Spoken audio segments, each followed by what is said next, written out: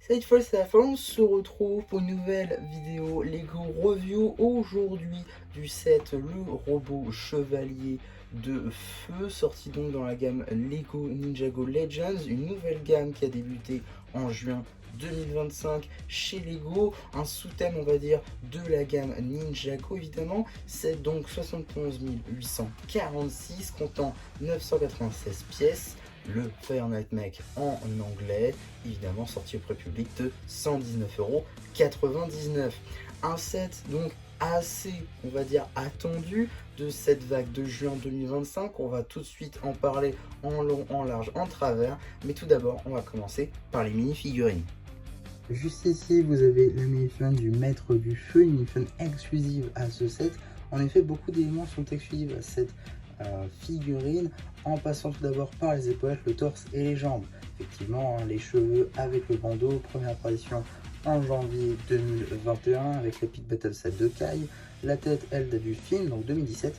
Les épaulettes, elles, sont toutes nouvelles dans cette déclinaison Dark Red, plutôt cool d'ailleurs, qui marche assez bien avec le reste de la tenue qui fait beaucoup penser évidemment à la tenue Maître Lloyd, de par notamment les petites têtes de dragon source, mais également un petit peu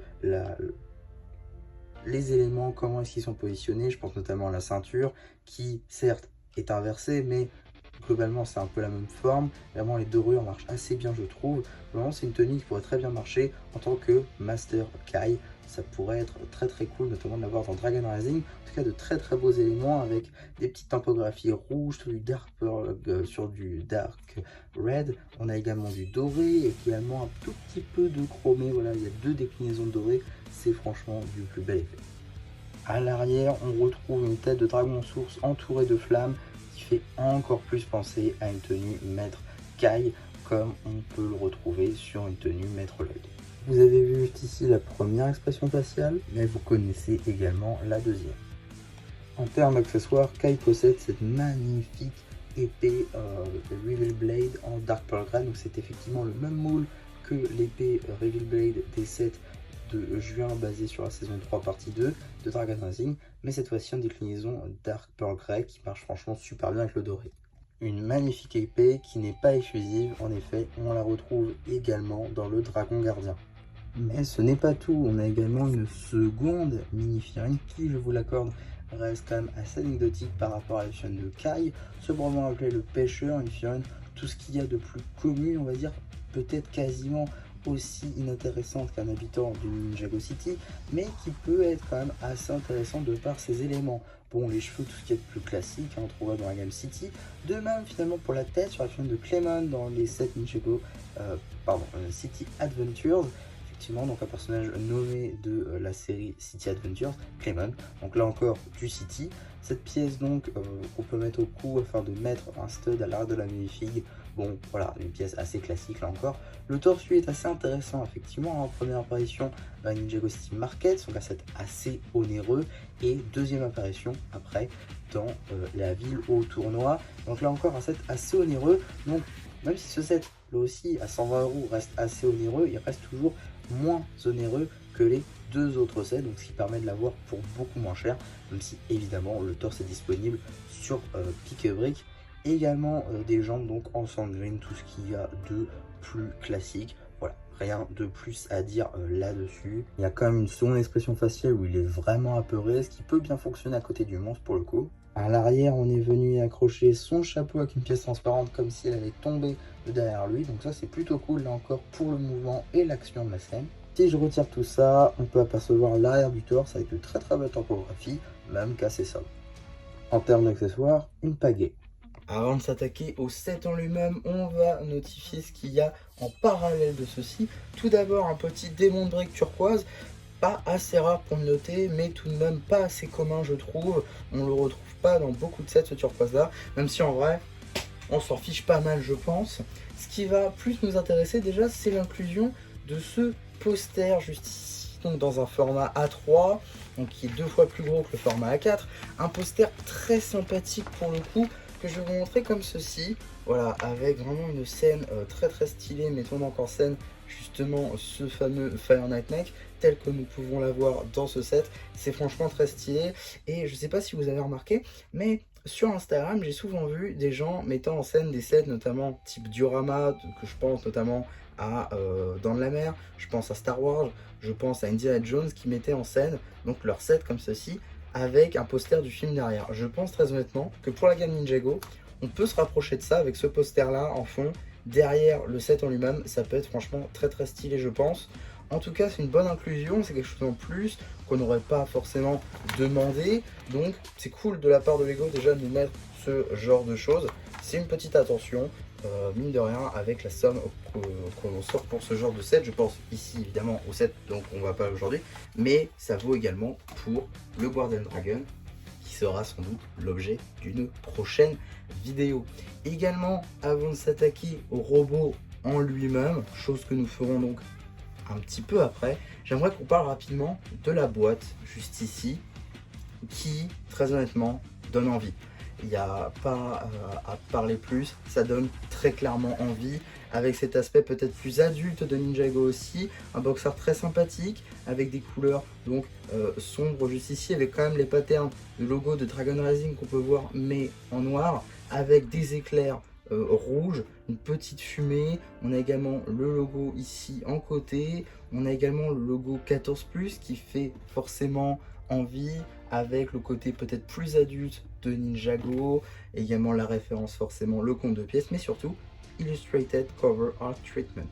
Car effectivement c'est quelque chose dont très peu de personnes ont parlé en tout cas, c'est le fait que juste ici donc les boîtes ont opté pour un design non pas seulement un rendu 3D de ce que ça ressemblerait, mais bel et bien une sorte de rendu 3D plus un aspect un peu dessiné sur le côté qui peut-être fait un peu plus fake. Pour le coup, c'est vrai que ça fait pas comme le set, mais ça rend quand même le tout très très stylé et ça met le tout dans une ambiance qui, je trouve, est plutôt sympathique et qui clairement donne envie.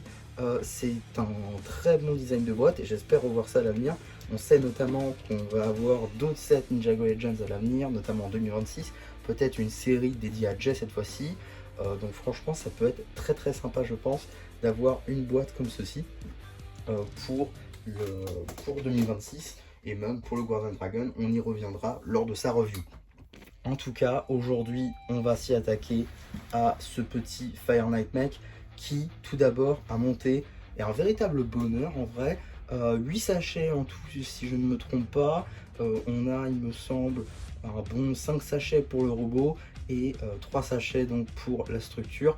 Le robot en vrai est articulé de partout, on y reviendra lorsqu'on le détachera de la construction, ça rend franchement très très bien. Et également donc la construction autour, on va dire pour le décor plutôt, le monstre est assez bien fait, on construit en fait au gré des 3 sachets, ce qui je trouve est plutôt sympathique. On alterne donc entre décor, entre créatures, c'est plutôt cool. Donc maintenant je vais vous montrer comment est-ce qu'on va retirer le mecha. Donc déjà c'est tout simple en fait, il tient grâce à 2 pinoches techniques. Tac, on en retire une et là, pour éviter que tout se casse, on va retirer l'autre juste ici. Et voilà, donc là on a le robot qui a donc été retiré. Donc on s'y attardera un petit peu après. J'aimerais tout d'abord qu'on s'attaque plus à la construction autour. Donc c'est une construction un petit peu style diorama Marvel qu'on avait eu, je pense notamment à la bataille de fin d'Endgame, je pense notamment au combat final de No Way Home. Donc voilà, ce sont des sets tirés de la gamme Marvel, mais qui possédaient ces mêmes types de ronds noirs en fait, qui nous mettaient dans une scène de diorama. Donc ça c'était plutôt cool. On voit également donc le monstre avec toutes ces pièces où on a collé des stickers ou alors des pièces tampographiées, je pense notamment aux yeux juste ici, où le rose est peut-être un peu moins prononcé que sur les autres pièces, juste ici ou sur les stickers. Je dis pas que j'aurais préféré des stickers parce que clairement sur des pièces un petit peu arrondies comme ça c'est assez compliqué à poser, mais franchement ça fait le taf avec de très très belles topographies pour les yeux, hein. Franchement très très cool. Du coup des pièces qu'on a en 2 exemplaires. On a également du coup juste ici des petits stickers pour les détails justement sur cette petite créature. On a également des tentacules et c'est une créature qu'on voit dans Ninjago Legends, donc ça c'est franchement très très cool, petite inclusion. A contrario de ce petit bateau qui n'apparaît pas du tout dans Ninjago Legends. De même pour ce petit ponton, on dirait qu'on serait en fait à Ninjago City alors qu'on ne l'est pas du tout, on est dans la terre des monstres, donc c'était franchement sympa à monter. Il y avait des petites techniques de construction notamment pour cette partie là, même en vrai le ponton en lui-même, donc la partie bois rend assez bien, mais ça fait pas écho à la série comme aurait pu le faire par exemple une étendue ou qu'apparemment refaire la scène où était ce monstre. Ça aurait pu être déjà un peu plus sympa, d'autant plus qu'il y a vraiment une confrontation entre ce monstre et le Fire Nightmare en lui-même, donc ça aurait pu vraiment être très sympathique. Bon, également on a des petites techniques rapidement pour le poser en biais comme ceci, parce que bon, si voilà, je le démonte comme ceci, super le fail. Alors pas de moquerie, j'ai perdu une pièce, hein, voilà. Mais en tout cas, de ce que je voulais vous montrer surtout, c'était donc ces pièces de rond juste ici, qui donc permettaient, avec ces plates rondes également, de pouvoir mettre un côté en biais sur cette construction, ce qui rajoutait un peu de détails plutôt qu'un truc tout droit, ce que je trouvais d'ailleurs plutôt sympathique et assez ingénieux, même que assez commun maintenant, hein, c'est pas du tout une nouvelle technique jamais employée, mais qui fait toujours plaisir à chaque fois qu'on la voit, et ça reste des pièces tout de même assez spécifiques qu'on n'a pas partout non plus. Donc voilà, ça reste tout de même assez intéressant. On a également des pièces plutôt cool, notamment donc ces mâchoires de dragon qui sont utilisées toujours en mâchoire mais de monstre cette fois-ci. Donc voilà, une structure interne aussi plutôt cool avec beaucoup d'articulations, avec des rotules ici, ou encore les tentacules qui peuvent évidemment bouger, hein, puisqu'elles sont placées sur des rotules. Voilà, c'est fait pour, notamment pour se mettre en action autour du Fire Knight Mech, qui est donc juste ici, le Fire Knight Mech, franchement. Alors, il reste petit en vrai comme mecha, je pense qu'il n'est pas plus haut que le robot Climber sans ses crochets. Donc ouais, globalement c'est un petit robot qui certes peut faire guise de robot titan, de par sa prestance, son style, etc. Mais de là à être un robot titan en vue de sa taille, pas spécialement. Très honnêtement, pas spécialement. Et je pense que c'est pas non plus déconnant de le considérer comme un robot titan, mais ça n'a pas la même énergie qu'un robot titan. Donc ensuite on a une arme qu'on peut très rapidement lui retirer, de même que ses doigts d'ailleurs. Donc une arme, globalement, bon, voilà, on en a déjà vu des tonnes, je pense cette technique là qui donc réside dans des pièces techniques, et on a des pièces de détail avec notamment ces anneaux de la gamme Sonic, avec une flamme à l'intérieur. Également petit sticker plutôt sympathique juste ici, évidemment c'est un sticker, ça aurait été mieux une topographie, mais un sticker quand même très très cool, avec donc ces pièces de 2021. Pour faire la lance en elle-même, c'est franchement très très cool. On a également un rack juste ici pour la lame de Kai. Pardon, le maître du feu, excusez-moi. Donc voilà, ici on peut y mettre sa lame. Bon, ça marche assez bien, hein. C'est donc la Reveal Blade ici en déclinaison Dark Pearl Grey et Gold. Ça marche bien, ça marche bien. Ça fait un petit rack en plus pour son épée, donc ça c'est plutôt cool. Donc une arme qui se tient globalement, qui est quand même assez haute, qui fait donc la taille du mecha, mais c'est pas spécialement dérangeant je trouve. La taille ne choque pas spécialement. De toute façon, parce qu'il l'utilise même dans la série comme une canne, donc voilà, ça me choque pas plus que ça. En tout cas, on a également quelques stickers. Alors, je dis bien quelques parce qu'en vrai c'est pas non plus énorme. Ce qu'il y a comme stickers, on en a donc un ici, un juste là, de même de l'autre côté comme ceci avec le logo de Kai qui peut être notamment visible. On a également un petit stickers juste ici pour le détail, ainsi qu'un stickers juste là qui d'ailleurs présente le monstre, donc ça c'est plutôt cool je trouve comme détail. On retrouve également un sticker juste ici sur les pieds, hein, sur chaque pied, là encore pour du détail. Voilà, c'est des petits détails en plus. Voilà, après, est-ce que avec, là encore, comme je l'ai dit, sur cette boîte là, qui forcément dit un peu plus adulte, peut-être, forcément un peu plus cher aussi, est-ce que les stickers sont encore valables? Je ne sais pas. En tout cas, on a beaucoup de jonctions un petit peu partout, donc notamment au niveau des épaules, au niveau des coudes, au niveau également des poignets, également au niveau des hanches, au niveau des genoux, au niveau également donc des pieds. Voilà, on a également la tête qui peut être un petit peu bougée parce qu'elle est sur rotule. On a également donc le cockpit pour pouvoir y placer une mini-figurine. On a également la présence de cette nouvelle pièce d'accroche juste ici afin d'y mettre une lanterne qui est donc lanterne qu'on avait vue pour la première fois dans le temple des cœurs de dragon, qui était donc en quantité certaine. On en retrouve une, voilà, c'est plutôt cool. On a également ces pièces issues notamment du robot titan de Zane, pourquoi pas en déclinaison blanche, mais ici en déclinaison dark red. Donc voilà, pour le coup des pièces plutôt cool à retrouver avec une belle forme je trouve. Et également une pièce qui, forcément vous l'aurez vu, qui est donc cette pièce de cap juste ici. On retrouve d'ailleurs le même logo que sur ce sticker, ce qui est donc évidemment le logo de Kai. Donc voilà, ça marche globalement assez bien, une très belle cape en tissu. Donc c'est le même matériau que pour les ailes du Guardian Dragon ou encore les voiles du nouveau Bounty, qui est donc le Temple Bounty, qui est sorti d'ailleurs au même moment. Donc voilà, on voit que ces trois sets ont disposé du même type de tissu, qui rend d'ailleurs ça super bien. Franchement, la cape au toucher est agréable. On a beaucoup de détails, franchement c'est l'une des plus belles pièces je pense de tissu que j'ai pu voir, avec franchement de très très beaux détails de dark red, de dark tan. Ça marche franchement assez bien, les flammes tout autour du logo, ça marche franchement, j'ai pas envie de dire du feu de Dieu parce que ce serait un peu osé, mais franchement ça marche très très bien. On a également donc cette technique qui je trouve est peut-être un peu mal exploitée, qui est donc cette tige qui viendrait tenir en gros la cape pour faire comme si elle était dans le vent, ce qui peut être une bonne idée en premier lieu, mais qui devient vite dérangeante lorsqu'on se rend compte qu'en fait on la voit plus que tout, et c'est un peu dommage. À la limite, si ça avait été transparent, peut-être, pourquoi pas. Si la cape tombait dessus comme sur les visuels, pourquoi pas, mais on va pas se mentir, comme ceci, c'est peut-être un peu moche, et même en action, ça marche pas, étant donné qu'on va lever ça, donc voilà, on voit tout. Donc c'est un peu dommage je trouve. Il y a même ce côté plié ici, ce qui rajoute un côté un peu pas mauvais, mais qui rajoute un petit côté de mocheté, puisque la cape est pliée comme ça. Donc voilà, je trouve ça un peu dommage d'avoir intégré ça, même si je comprends que il y avait la volonté de vouloir faire un truc dans le vent. À la limite là comme ça marche un petit peu. Voilà, bon après on voit tout dans la forme du bras, c'est encore un peu dommage, mais franchement de derrière ça marche trop bien, hein. L'effet est là, mais j'avoue que de devant ça marche pas, et vu que c'est dans ce côté là qu'on est censé voir le set, c'est un peu dommage. Maintenant le Fair Night Make rend franchement très bien, il y a beaucoup de techniques assez intéressantes, beaucoup de pièces ci et là qu'on place, qu'on comprend pas dans un premier lieu, qui après on comprend. C'est franchement un bonheur à monter comme je l'ai dit, très très bon.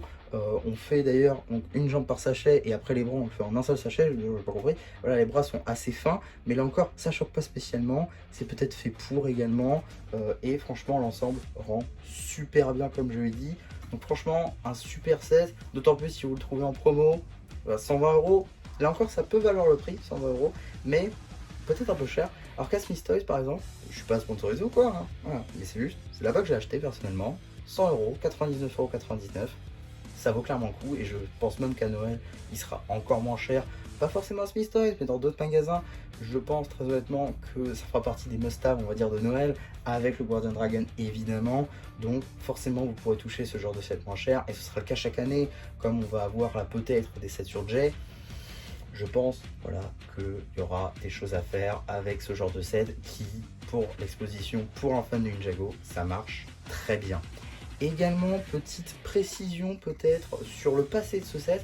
À la base, cette série, donc Ninjago Legends, on va dire cette saison 1, et devait être sur Jay. Voilà, ça a été dit, on a eu des concept art de robots bleus. Effectivement, c'était sympa l'idée d'avoir une série sur Jay. Bon là, ça part plus sur la série, puisque sur la série, il est méchant maintenant, donc on aurait pu avoir des explications pourquoi. Ça sera peut-être le cas pour 2026, qui serait franchement très cool.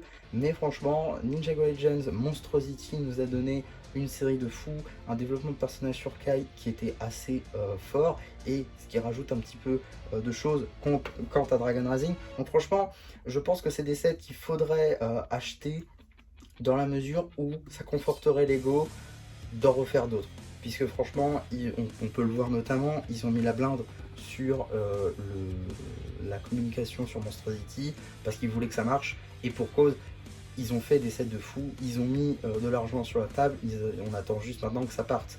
Et je pense très honnêtement que les fans ont apprécié d'avoir un côté peut-être plus mature, un côté plus adulte de Ninjago qui se ressent d'ailleurs dans ces sets. Il y a des techniques de construction plus avancées, des techniques de construction, on va dire, peut-être plus adultes, qu'on verrait pas forcément dans des sets, on va dire, de Dragon Rising, ou qu'on aurait vu dans les sets Ninjago, voire Master of Spinjitzu. Il y a clairement eu une conscience de l'ego de se dire, peut-être que Ninjago, c'est pas un truc qu'on devrait essayer de remplacer par un Dreams, mais qu'on devrait plutôt continuer d'avancer avec, faire en sorte que ça marche encore plus pour proposer quelque chose d'autre. Je pense que ça pourrait être très sympa de continuer sur cette voie et ce serait dommage de passer à côté de ces sets parce que franchement Lego c'est quelque chose et je pense qu'il faudrait saisir l'occasion avec ces sets. Donc voilà ce que je pouvais dire sur ce set Ninjago Legends et mon avis plus en fin de vidéo sur Ninjago Legends entre guillemets. Comme je l'ai dit, je pense qu'il faut clairement pas passer à côté. C'est un super set. Demain pour le Golden Dragon, mais on en reparlera demain normalement, si je ne dis pas de bêtises. En tout cas, voilà pour cette vidéo. J'espère en tout cas que ça vous aura plu. N'hésitez pas à me le dire en commentaire. N'hésitez pas aussi à liker la vidéo, à vous abonner. Et voilà, bah, du coup, sinon, il n'y aura plus. Qui vous dit bye bye.